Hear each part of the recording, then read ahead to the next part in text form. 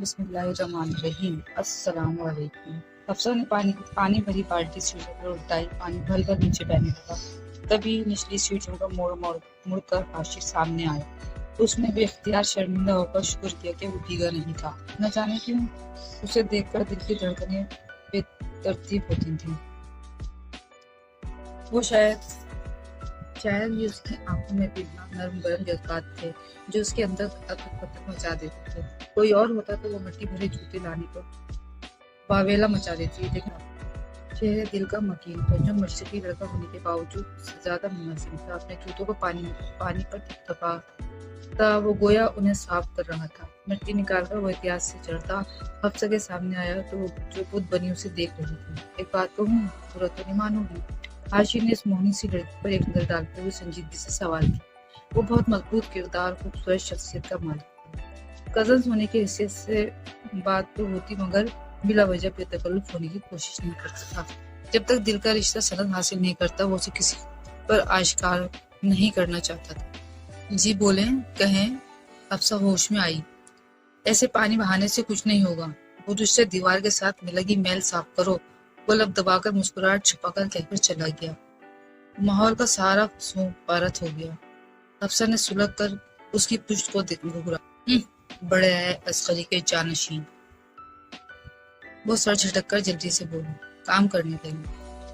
خیال تھا کہ حاشر کے ساتھ کرن کے پھپھو بھی یقیناً آئی ہوں گی، شاید نیچے کے گھر میں بیٹھی ہوں گی، مگر کام ختم کر کے اس نے درمیانے دروازے سے چچی کے پورشن میں جھانکا تو ایسے کوئی آثار نہ تھے۔ سیڑھیاں چڑھتے ہوئے نگاہ بے اختیار دیوار کے ساتھ کناروں پر میل ڈھونڈنے میں لگی،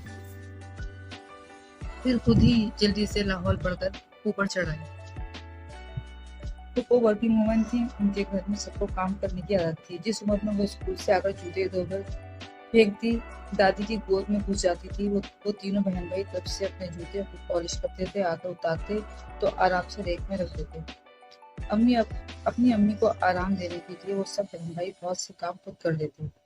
سنک میں پڑے برتن زویا دھو دیتی تو حاشر سب کے کپڑے استری کر دیتا۔ انہی سوچوں کے ساتھ وہ اوپر آئی تو لاؤنج میں ہی دادی اور حاشر بیٹھے تھے۔ حاشر اپنی نانی کے پاس بیٹھا ان کی دوائیاں چیک کر رہا تھا۔ دادی اکلوتے نواسے کو دیکھ کر چاقو چوبند ہو رہی تھیں اور اپنی بیماریوں کی بھی مکمل تفصیل سے آگاہ کر رہی تھیں۔ خدا نخواستہ انہیں کوئی بڑی بیماری نہ تھی، مگر ڈاکٹر نواسے کو دیکھ کر خود بخود ہی تمام تکالیف یاد آ جاتی۔ کرن نہیں آئی؟ اس نے لمحہ بھر رک کر دریافت کیا۔ وہ اور کرن ہم عمر لڑکیاں تھیں۔ ہم عمر ہی نہیں بلکہ بہترین دوست بھی تھیں۔ نہیں، امی نے اسے کچن کی صفائی لگا دیا تھا اور زویا اپنے ہفتہ وار کام نمٹا رہی تھی۔ پورا ہفتہ تو وقت نہیں ملتا، اس نے خوشگواری سے سب کے متعلق بتایا۔ دادی کو اب بیٹی اور نواسی کا خیال آ گیا۔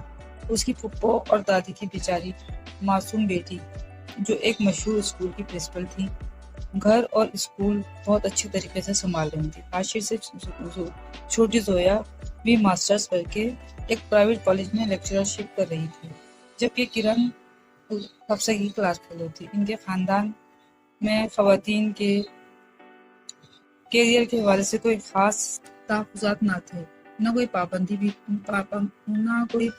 نہ تھی، مگر عموماً کوئی لڑکی نوکری نہیں کرتی، سب لڑکیاں پڑھتے ہی بیاہی دی جاتی تھی۔ صرف ایک نسرین تو واحد خاتون تھیں جنہوں نے شادی کے بعد تعلیم مکمل کر کے نوکری کی۔ انہیں اپنے میاں اور میکے کی مکمل سپورٹ تھی۔ بچے نانی کے پاس آرام سے رہ جاتے تھے اور چھوٹے کزن سے خوب کھیلتے۔ ان کی محنت ہی نے تھی جو اب خاندان بھر میں معاشی حساب سے سب سے زیادہ آسودہ تھی۔ بچے پڑھ لکھ گئے تھے، اپنا وسیع اور رزق گھر تھا، سب کو پھپھو کی مصروفیت اور تھکاوٹ نظر آتی، صرف حفصہ تھی جو ان کی قوم پرسنالٹی اپ ٹو ڈیٹ طرز زندگی سے متاثر تھی۔ پھپھو اس کے لیے آئیڈیل کی حیثیت رکھتی تھی، وہ ان جیسی بننا چاہتی تھی۔ حفصہ آجا میری بچی، میں تیل ڈال دوں تیرے سر میں، پڑھ کر تو نے اپنی صحت کا ستیہ ناش کر لیا۔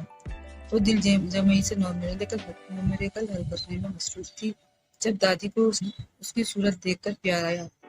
دادی اور وہ ایک ہی کمرے میں رہتے تھے۔ رات دیر گئے وہ لائٹ جلا کر پڑتی تھی تو روشنی سے ڈسٹربنس کے بجائے اس خیال سے دادی کو نیند ہو جاتی تھی کہ اس کی لاڈلی پوتی ان کی اتنی محنت کر رہی ہے۔ بچے تو سارے ہی پیارے ہوتے ہیں مگر ہاشر اکلوتا نوازا ہونے کی وجہ سے زیادہ پیارا تھا، تو حفصہ اکلوتی پوتی تھی اور اس کے بھائی اور 4 چچا کے بیٹوں میں وہ سب کی اکلوتی آپی تھی۔ ابو، چچا، دادا جان اور اس نے سب سے ہی خوب لاڈ چٹکائے تھے۔ دادی کی بھی اس میں جان تھی۔ ابھی نہیں دادی، یونیورسٹی سے واپس آ کر دلوا لوں گی۔ آپ کی نیند خراب ہو رہی ہے تو میں باہر چلی جاتی ہوں، اس نے جواب دیتے متفکر انداز میں سر اٹھا کر ایک نظر ڈالی دادی جان کو، دوسری نظر 12 کا ہندسہ کراس کرتی گھڑی کو دیکھا۔ اس وقت سوتے سے وہ یقیناً روشنی کی وجہ سے بیدار ہوئی تھی۔ نہیں، باہر کہاں بیٹھوں گی، میں تو یہ دوپٹہ آنکھوں پر رکھوں گی اور سو جاؤں گی۔ انہوں نے فوراً منع کیا۔ حفصہ ان کی محبت پر مسکرا دی۔ دادی جان سے وراثت میں ملا اس گھر میں وہ لوگ بچپن سے رہ رہے تھے اور ان کے کمرے کے علاوہ ایک کمرہ اس کے دونوں بھائیوں کے پاس تھا اور ایک امی ابو کے پاس تھا۔ وہ یہاں سے نکلتی تو لاؤنج کے علاوہ بیٹھنے کی کوئی جگہ نہ تھی۔ اکیلا کمانے والا، اتنے کھانے والے تو ایسا ہی ہوتا ہے۔ پپو نے سخت محنت کی تو ماشاءاللہ کتنا پیارا گھر بنا لیا۔ اس کے ذہن میں ہمیشہ کی طرح خیال اٹھا، آپ سو جائیں، میں بس سونے والی ہوں۔ اس نے دادی کو تسلی دی اور دھیان سے دوبارہ کام میں مرکوز ہو گئی۔ کام پر دھیان دیا۔ اتنا پڑھ کر تم کو کیا کرنا ہے؟ 4 نمبر کم بھی آ جائے تو کیا کچھ نہیں ہوتا۔ دوپٹہ آنکھوں پر رکھنے سے روشنی رکی تھی مگر دادی کا دماغ ہنوز اس کی فکر میں مبتلا تھا۔ وہ بے اختیار مسکرا دی۔ چاٹ اور گول کپوں کی پلیٹ کے ساتھ کولڈ ڈرنک کی بوتل سنبھالے کرن بارات کی دلہن کی طرح سہج آگے بڑھ رہی تھی۔ دور سے اس پر نظریں جمائے حفصہ اپنی سوچی گئی مثال پر خود ہی مسکرا دی۔ ان کے پاس آج بے شمار نوٹس اور کتابیں تھیں۔ حفصہ یوں بھی رش میں گھس کر کچھ لینے سے بچتی تھی۔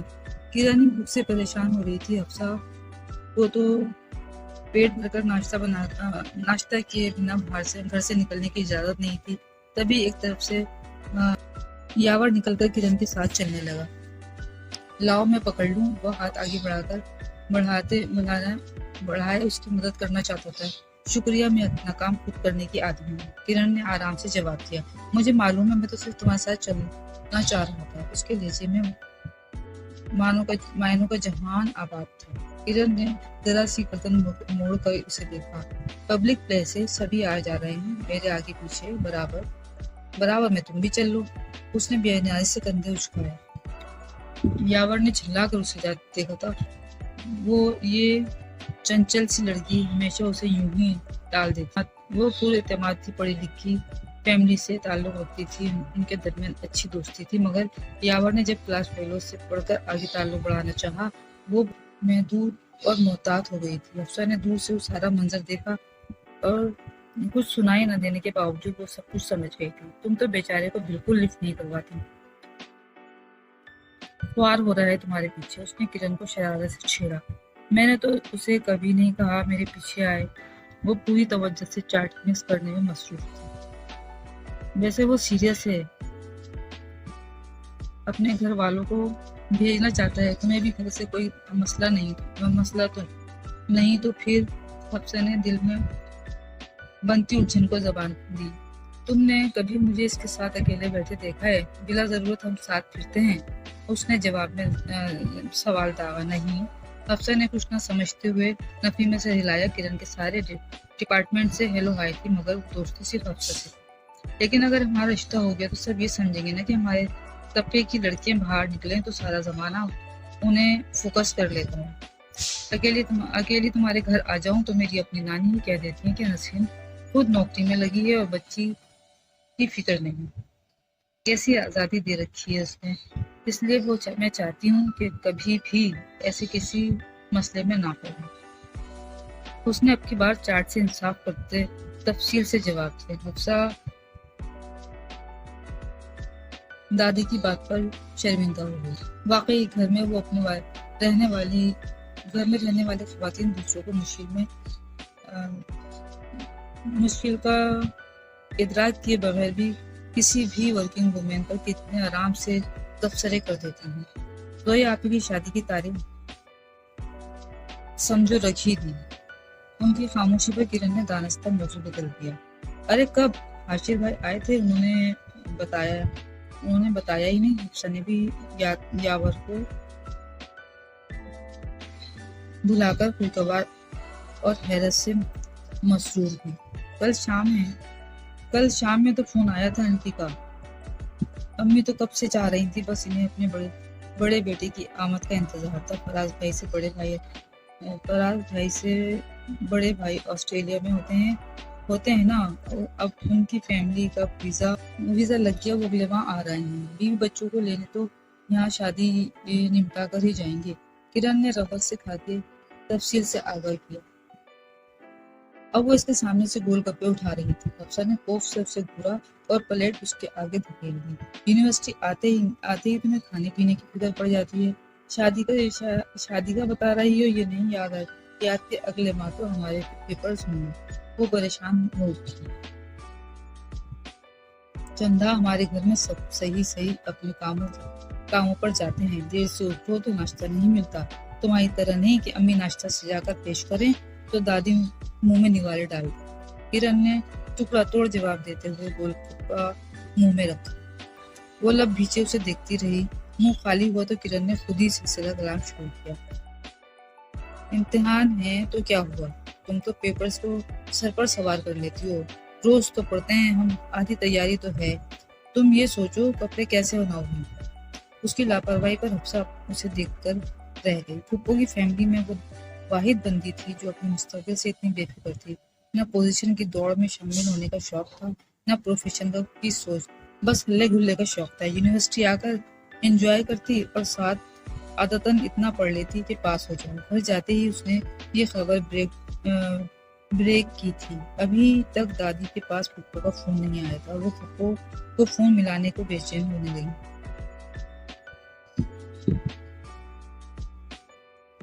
اس نے انہیں ڈھارس دی۔